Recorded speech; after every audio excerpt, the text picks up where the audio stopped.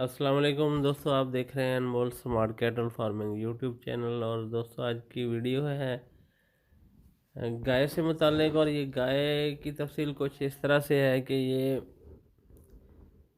दूसरे एक सुबह ये सोई हुई गाय है और अभी इसकी जो प्रेगनेंसी है वो कम नहीं है, चेक नहीं हुई हुई। तो आप इसको खाली ही कंसीडर करेंगे, लेकिन अगर गबन हो गई तो ये और भी बेहतर होता है कि दोबारा बंदे का टाइम ज़ाया नहीं होता।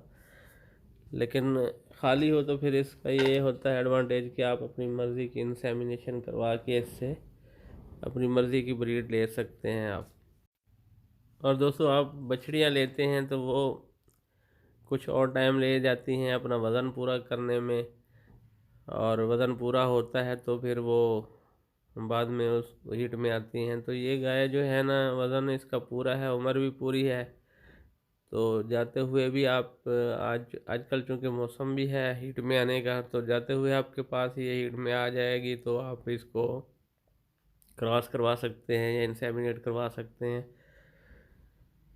तो ये माशाल्लाह अच्छे कद की है, अच्छे वज़न में ये गाय है। तो दिए गए नंबर पर रब्ता करके आप बार्गेनिंग कर सकते हैं। इसी के साथ इजाज़त। अस्सलाम वालेकुम रहमत।